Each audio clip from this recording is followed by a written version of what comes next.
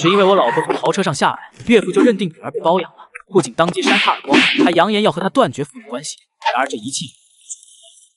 爸，你听我解释，那辆车……话没说完，唐景松抬手就是2巴掌，在准备打第3下的时候，巴掌终究没有落下去。不是他不想打，而是看到了唐仲威死死地瞪着他，一点都没有要躲避的样子，就如同要慷慨赴死的勇士。不准打妈妈，你是坏外公，走开！也许是因为小丫头的阻碍，也许是因为看到女儿那仇视的眼神，唐景松没有再动手。他指着唐仲威，一脸的愤怒和失望。你真是长本事了，跟着叶枫过日子，别的没学会，就学会给人当情妇了是吗？我说他怎么能借来几百万的，原来是靠出卖自己老婆的身体是吧？王八蛋！我现在就去弄死他！我要把他的心掏出来，看看到底有多黑，到底有多硬。你去吧。唐仲威连拉都不想拉，望着父亲，声音冷漠至极。你去把他打死，然后我会跟他一起死。你……唐景松气急败坏地看着他，不等说话，旁边的哭声传来，宋月如眼泪直流，已经近乎瘫软在地。你怎么能这样做啊？要钱你和我们说呀，你怎么能去给别人？宋月如说着，开始一巴掌一巴掌朝自己的脸打去。都是我的错，是我养出一个这么不要脸的女儿，都是我不对。别这样啊，有什么事好好说。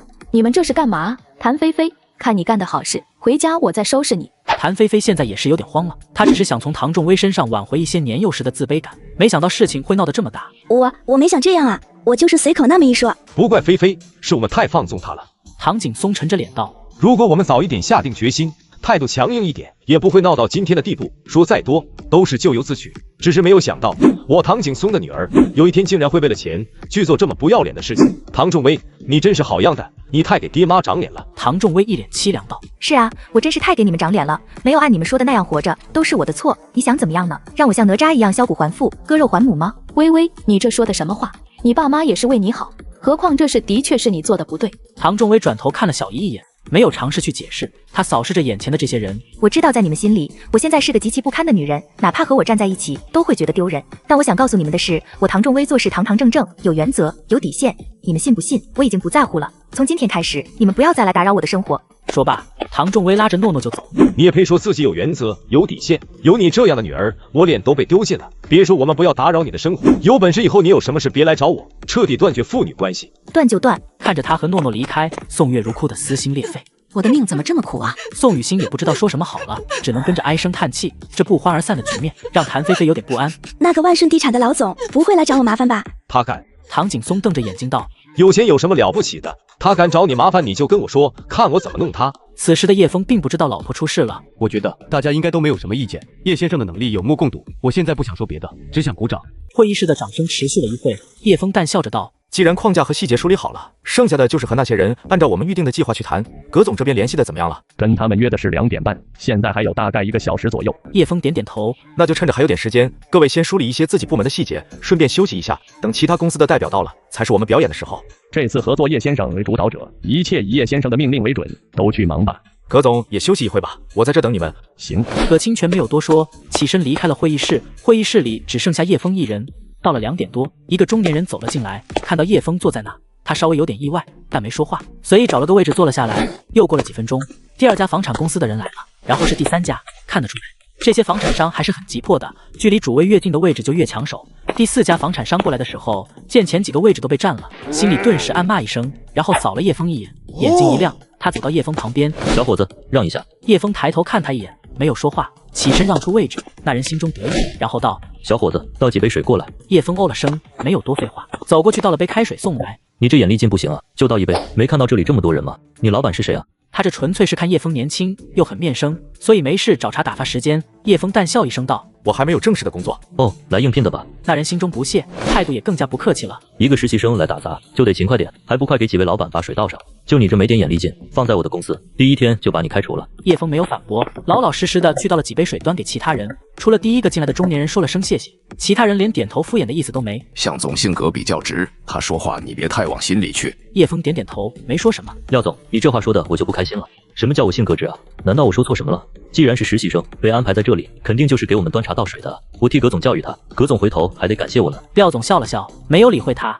向总哼了声，却不好和这位翻脸。他又看向叶枫，哎，你怎么又不动了？真是烂泥扶不上墙。没看到椅子摆得不整齐吗？眼里一点活都没有，咋招进来的？旁边一个房产商笑呵呵的道：向总别气，现在的年轻人就这样，上10几年的学，脑袋都上坏了，就知道读书，哪懂什么人情世故啊。像我的公司就从来不招这些大学生。说出去好听，其实屁用没有。见叶枫忙得额头冒汗，那位廖总可能是有点看不下去了。行了，找个地方坐着吧，忙活大半天了。哟，别人都是争着当护花使者，没想到廖总连男的也护。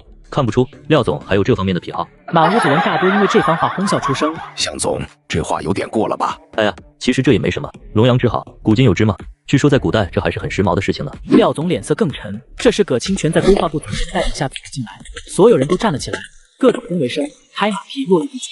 葛清泉却是充耳不闻，只扫了一圈，见叶枫满头是汗的站在廖总身边，不由觉得愕然。不好意思，我得过去一趟。作为公司荣誉顾问的我，竟被嚣张房产商霸占座位，不仅命令我端茶倒水，还对我言语羞辱。在得知我身份后，当即被吓得脸色惨白。然而刚开完会的下一刻，老婆的一个电话让我立马报幕往家赶。不好意思，我得过去一趟。廖总只是简单的点了下头，叶枫就这样沿着会议桌走到了葛清泉旁边。眼见身边连把椅子都没了，葛清泉微微皱眉，毫不客气地对旁边的向总道：“你再找个位置。”向总之前还高兴自己抢到了最好的位置，现在顿时尴尬不已。站起身的时候，听到了那些压抑的嘲笑声，心中万分恼怒。见屋子里人满为患，很多连椅子都没有，他也只能靠边站着。叶先生，这里坐。听到这话，所有人心中都掀起了惊涛骇浪。在他们惊愕的注视下，叶枫淡定地坐下。刚刁难他的向总此时也是呆愣在那里。时间到了，不管人到没到齐，都直接开会了。这次的合作事宜，我已经全权委托公司的荣誉顾问叶先生负责。在北区的项目中，他说什么就是什么，不需要再询问我的意见。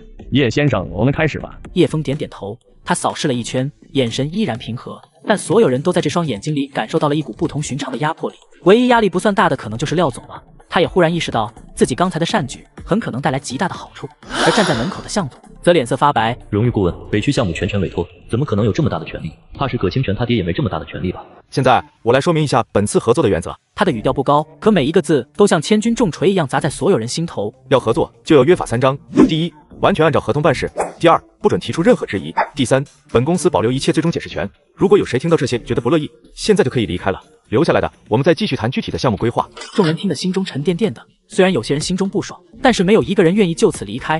叶枫淡淡一笑道：“既然都愿意留下，那我们现在开始讲第一个条件。在听我们对北区的项目规划前，请各个房企先预交100万的保证金。如果本次谈判的内容被泄露，100万直接没收；如果没人泄露，等项目完工后再完璧归赵。”这话一出，顿时惊起万重浪，一个字都没说呢，就要人先交100万，疯了吗？有人当即提出了质疑道：“这位叶先生，我们连你们对地块的规划都没听，就要交100万，好像不太合适吧？再说了，谈合作本身就是光明正大的，从没听说过什么保密，难不成你们要把整块地一直封闭施工？”不好意思，施工过程涉及机密内容，不愿意交钱的可以现在离开了。那名房产商脸色难看，他好歹也是身家几个亿的富豪，被一个年轻人如此怠慢，心里很是不爽，干脆起身走就走。没了你们万顺地产的地，我也可以找其他地块去开发。一个人吃独食，不比跟你们合作少赚多少。这人的话让不少人内心认同，一个人走，后续就有跟随者。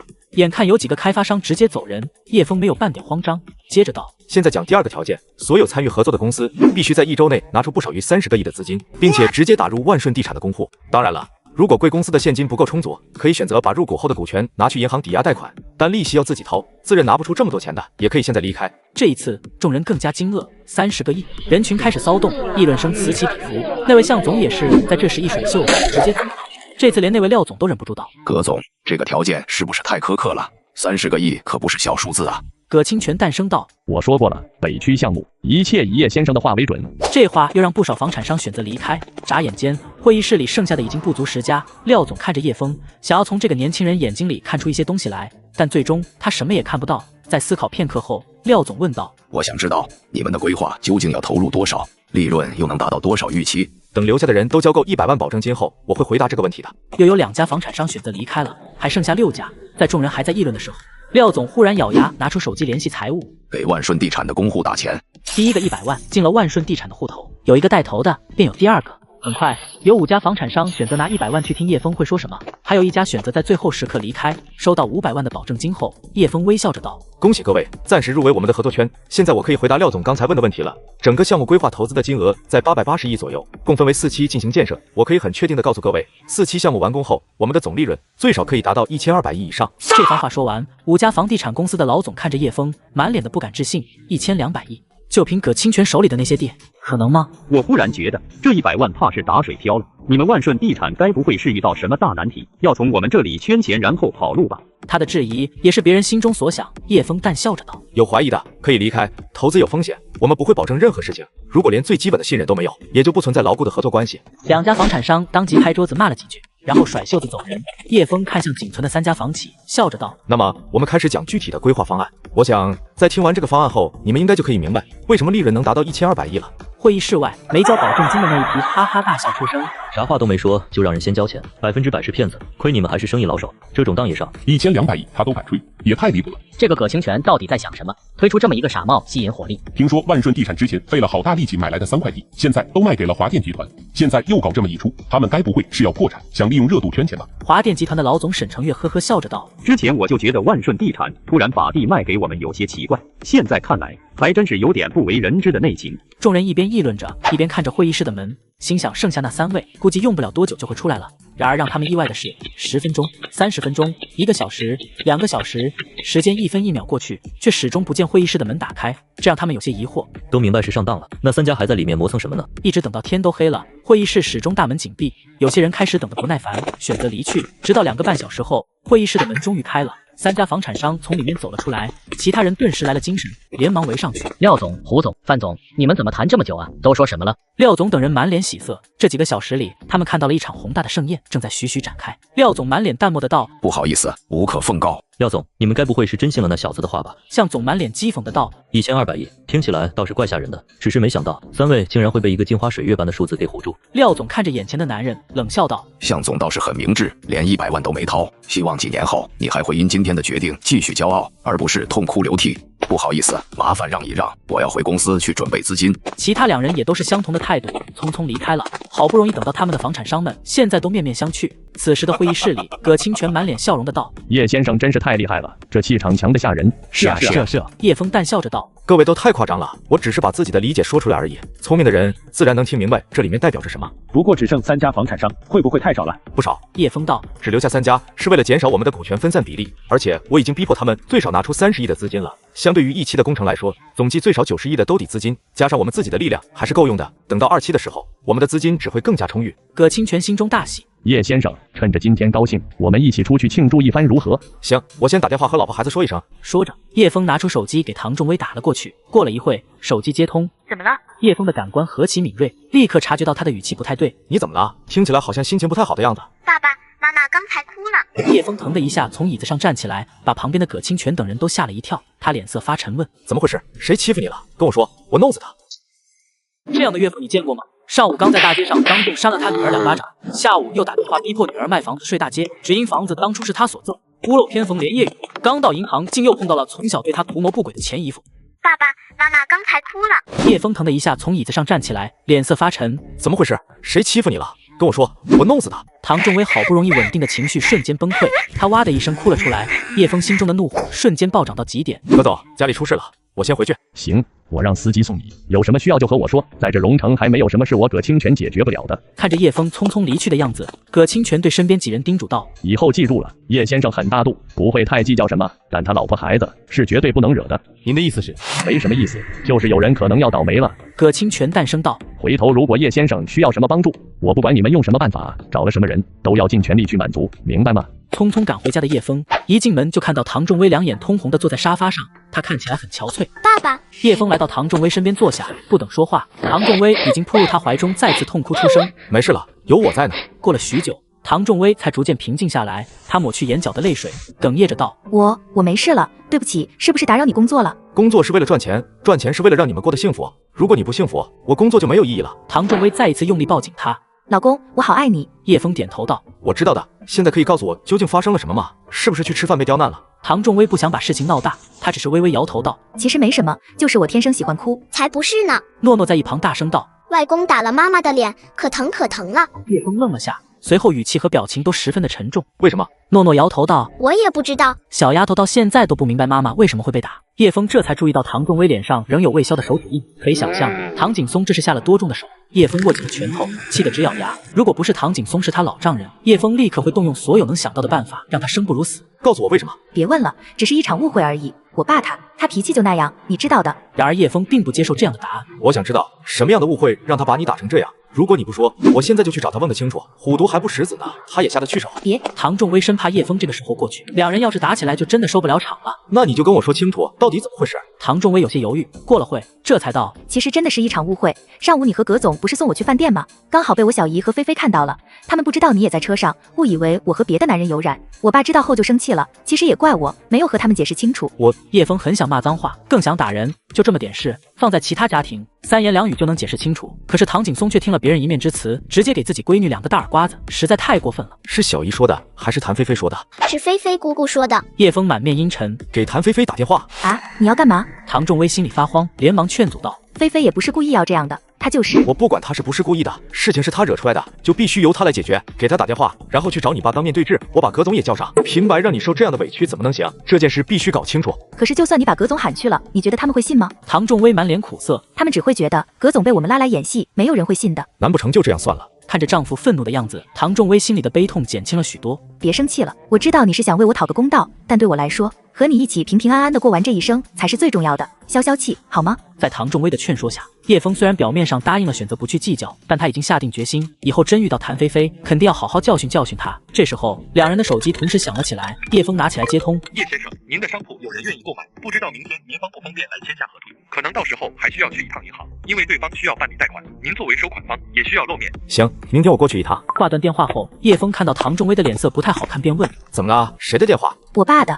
唐仲威叹口气道：他说那套房子有人要买，让我们明天去过户。唐景松在电话里说的很难听，但他也不敢把这些话和叶枫讲。那就去吧，反正我们也不需要那套房子。唐仲威闷闷不乐地嗯了声。第二天一早，叶枫和唐仲威一起来到房管局，见到叶枫，唐景松眼里的杀气都快要溢出来了。叶枫只当没看到，安安静静地配合过户。唐先生，你和唐小姐有什么矛盾？都是一家人，有什么事说开就好了。唐景松冷哼一声：我没这么不要脸的闺女。唐仲威听得身子一颤，低下头去。叶枫冷眼扫去，唐仲威却是轻轻拉了他一下，摇摇头，示意不要。叶枫只能忍气吞声，可唐景松却没打算就这样算了。怎么不服气？叶枫，你要还是个男人，现在就找堵墙一头撞死，我还能看得起你。做人做到你这份上，还活着干什么？叶枫没吭声。既然唐仲威不想让他说，他就不说。由于购房者也需要去银行办理贷款，两方各自坐车前往银行。刚到银行门口，就有人迎了上来。叶先生，您来得好早，我是电话里和您联系过的小张。叶枫这才想起之前电话里说签合同也是这家银行。这时候，小张手机响了起来，他连忙道：不好意思，买商铺的谭先生就在里面，您先进去稍等一下，我接个电话。你忙你的，正好我也有点别的事情。叶枫和唐仲威进了银行，刚进去，迎面就看到一张熟悉的面孔。哟，这不是我大外甥女吗？这么巧。见到这人，唐仲威的眉头顿时皱起来。来人正是谭菲菲的生父谭凤麟，而谭凤麟早年还想对他图谋不轨，好在他当时机灵，跑得飞快。从小对老婆图谋不轨的姨父，竟在我面前朝老婆伸出咸猪手，被我阻止后，又嘚瑟自己花300万买了个宝贝商铺，却不知那个商铺的卖家正是我。咋的？见着姨夫也不打声招呼，生疏了？谭凤麟一双眼睛在唐仲威身上上下打量，眼里透射出令人浑身不舒服的味道。唐仲威拉着叶枫想绕开他，却再次被挡住了去路。哟，这是小叶吧？怎么不记得姨夫了？你们刚结婚的时候，我还去喝过喜酒呢。叶枫对谭凤麟的印象并不深，只知道这是小姨宋雨欣的前夫，后来因为出轨的事情离婚了。虽然觉得谭凤麟眼神令人不爽，但他还是客气的道：我知道，这么巧你也来银行办事。谭凤麟呵呵笑起来，晃了晃手里的合同，买了套商铺，一会和卖家签合同。对了，你们俩是不是还住在原来那套房子里？小叶啊，这可就不怪姨夫说你了，都这么多年了，咋还能住那呢？你看姨夫去年刚在雍宁区买了一套140多平方的大户型，光装修就花了50-60万。对了，你们听说北区要建迪士尼乐园了吧？那边有个小区，现在房价跟坐火箭似的，快要上天了。我一看这是笔好买卖啊，就赶紧找人买了套商铺，也不贵，300-400万。这话让叶枫下意识的想到，这家伙该不会就是要买自己那商铺的买家吧？我们走吧，还有事要办呢。急什么啊？谭凤麟从钱包里掏出1000块钱，这么久不见面，就当是姨夫给你的零花钱，拿着。说着，他就要去拉唐仲威的手，叶枫立刻伸手捏住谭凤麟的胳膊。不用了，我们不缺钱花。这说的什么话？你一个连房子都买不起的小年轻，能赚几个钱啊？长辈给的心意，咋能不要呢？来来来，别客气，以后有需要用钱的地方，尽管找姨夫。叶枫脸色沉了下来，手指用力的把谭凤麟的胳膊甩开。我说了，不需要。谭凤麟也有些不高兴了，一脸恼怒的道：你这孩子咋这么没点眼力劲呢？你赚不着钱，还不让我这个长辈给你媳妇钱花？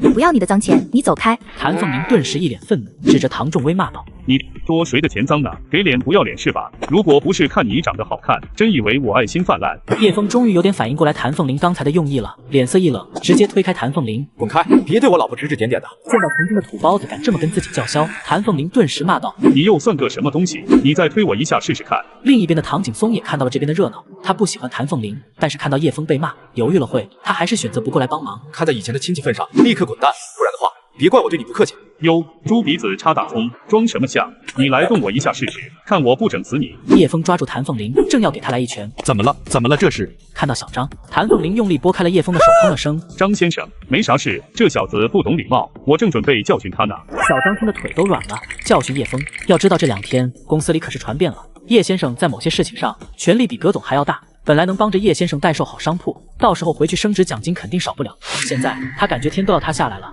这事你不用管，我个人的私事。话刚说完，他就感觉身上传来一股巨大力道，被推得差点摔在地上。你算什么东西，也敢跟叶先生嚷嚷？活腻歪了是不是？谭凤鸣惊愕不已地看着满脸怒意的小张，有些反应不过来。小张一把将他手里的合同夺了过来：“滚吧，商铺不卖给你了。什么东西，真把自己当个人了？”谭凤鸣更加惊愕：“叶先生，谁是叶先生？”但眼看着上百万的利润要飞走了，谭凤鸣哪里还能静得下心想问题？他慌不迭地对小张道：“张先生，怎么了？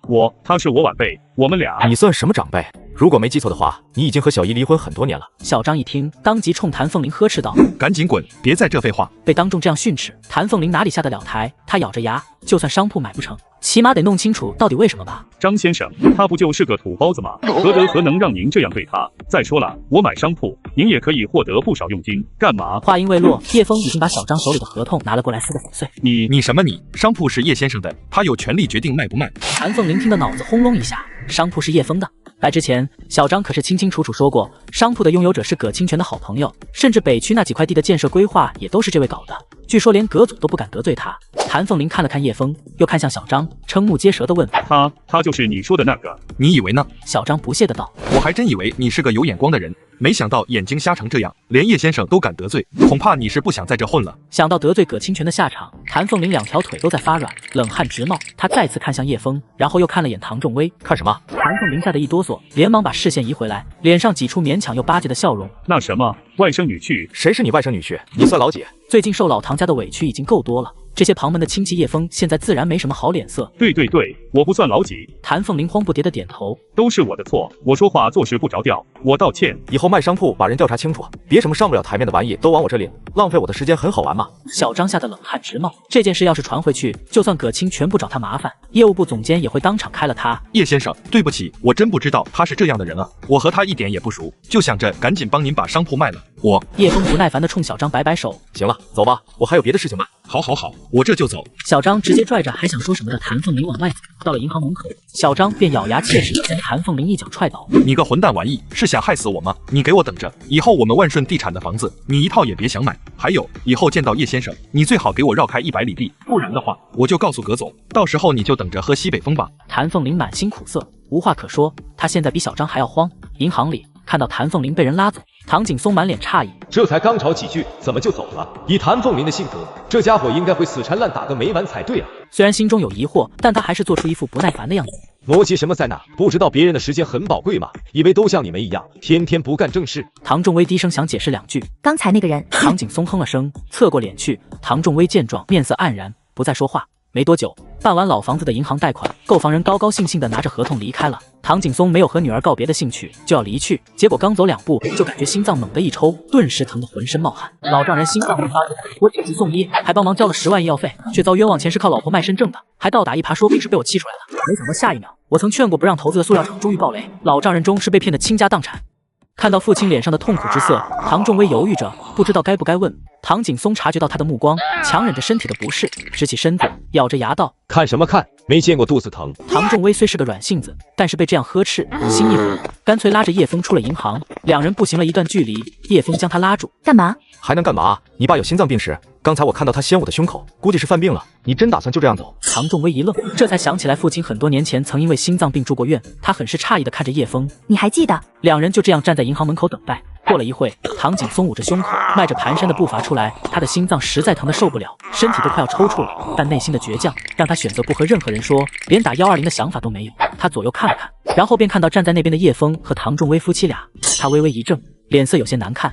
从唐仲威的脸上，唐景松能看出担忧的神情。说实话，这让他心里多少有些暖意，毕竟是自己闺女，但他又实在不愿意在闺女面前表现出脆弱的一面。深吸一口气，继续向前迈步，结果一口气没喘上来，立刻直直朝着母亲摔去。爸，接到唐仲威电话的时候，宋月如和唐明海都吓得够呛，二话不说，立刻朝着医院奔来。到了病房里，看到唐景松头上缠着纱布，宋月如哽咽着跑过去：“老唐，你怎么了？这是真是吓死我了！”唐明海则拉着护士：“我爸情况怎么样？”突发性的心绞痛导致脑供血不足晕倒了。他以前有心脏病吧？心脏病？唐明海想了一下，然后点头道：“以前是有过，但后来好了。可能是后遗症或者潜伏的吧。反正以后你们要多注意点。这次幸亏送来的及时，不然的话可能会出大事的。”唐明海点点头，随后看了眼病房，没看到人。送他来的人呢？走了，刚走没几分钟。你们来的时候没看到吗？唐明海心中了然，小妹一定是怕妈看到她不高兴，所以才提前走了。哭什么哭？不就是晕了一下磕破脑袋吗？有什么大不了的？唐明海无奈地走过去道：“爸，你就别逞强了。刚才护士都说了，如果不是送来的及时，你这次要出大事的。对了，你醒的时候看见小妹了吗？”没看见。然而他那不自然的表情已经出卖了一切。唐景松想起自己晕倒前看到的那一幕，让他此刻的心中竟有些许感动与愧疚。他知道这俩人之所以没走，一定是看到自己的情况觉得不对劲，才留下来等待的。自己刚把人家的房子给卖了，结果现在又受了人情，他心里也不是滋味。是微微把你送来的吗？我听那丫头在电话里哭得不行，好像还有叶枫的声音。别跟我提那个兔崽子！唐明海叹口气道：“爸，说到底，小妹终究是咱们一家人，你竟然真把她的房子给卖了，这是不是有点过分了啊？真要把事情做这么绝吗？”我过分，他们俩不过分吗？唐景松瞪着眼睛吼着：“我是为他好，他却当驴肝肺，你现在怪我做事绝。唐明海，你是分不清楚青红皂白吗？”宋月如也赶紧劝说道：“明海，你爸还生病呢，好端端的你气他干嘛呀？快别说了。”唐明海也知道现在不是吵架的好时机，但他始终觉得叶枫和葛清泉关系那么近，自己的业务又有很大一部分目前都依托葛清泉。这时候护士走了进来，递上一张单子道：“这是你们的医药费单子。”唐明海接了过来道：“好，我马上去交钱。”护士瞥他一眼道：“里面钱还剩不少呢，暂时不用交。”唐明海低头看了眼，顿时满脸愕然。只见账单清楚显示，一预交医药费10万块。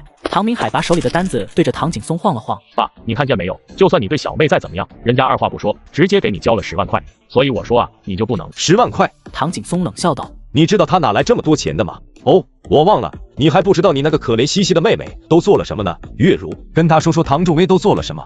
我是实在张不开嘴说这种丢人现眼的事情。”宋月如一脸为难，女儿给有钱人当小三，当妈的要比当爸的还要难堪。唐明海看得一脸莫名其妙：“你们在说什么？什么丢人现眼的事情？”宋月如嘴唇颤了颤，不知道该怎么说。唐景松冷笑一声道：“自己教出来的好闺女不敢说了，那我替你说。诺诺之前生病，说是叶枫找葛清泉借的钱是吧？”“对呀，怎么了？”唐明海一脸纳闷：“爸，虽然借钱不是好事，可这也不算什么丢人现眼吧？如果你小妹为了借钱去给葛清泉做了小三呢？”唐明海一愣，随后脸色难看的道：“爸，你是不是误会什么了？小妹怎么可能去给葛总做小三啊？”“误会。”唐景松再次冷笑：“那天跟你小姨一块吃饭，他和菲菲亲眼看到你妹大清早的从人家葛清泉的豪车上下来，还让诺诺喊那个人叫爸爸。而且我问过他了，他没有否认。你觉得这能有假？唐明海，这就是你和你妈天天拼命维护的好妹妹。看看你们俩把她害成什么样了！如果早点听我的，强制拉她去离婚，能有这事？我犯心脏病也都是被你们活活气的。”唐明海惊诧不已，他实在没想到唐仲威竟然会做这种事。在唐景松的误会下，唐明海紧跟着把之前的一些事情用一个看似通顺，其实很奇怪的逻辑给串联起来了。唐明海是越想越气，当即拿起手机就要给唐仲威拨过去。算了，别打了。为什么不打？他连这么不要脸的事情都敢做，我当哥哥的能不管吗？唐明海怒目而视。还有，你们既然知道了，为什么早不跟我说？宋月如心里苦，想到女儿被有钱人压在身下，用身体去换孩子的治病钱，她这心里就说不出的难受。她捂着脸，流着泪，伤心欲绝。哭哭哭，一天到晚就知道哭，都是你把她宠得上了天，连是非都分不清楚了。早点听我的，不就什么事没有了？那我能怎么办？他不愿意离，我能捆着他去吗？唐景松张了张嘴，最后颓然的低下头，然后又狠狠的给了自己一巴掌。爸，你干嘛啊？这又不能怪你，只能说是小妹太不懂事了。说话间，唐景松的手机响了起来，他接起电话：“喂，老唐啊，你这2天见着老廖了吗？”“老廖，你天天和他在一块，怎么问我？”“我就是找不着他，电话联系，去年和你没联系，这不是着急吗？问了好多人，都说没见到他。”唐景松听的心里咯噔一下，顿时有种不好的预感。他猛然想起叶枫曾经说过的一句话：“我劝您不要投这个项目，因为这是近些年最大的骗局。”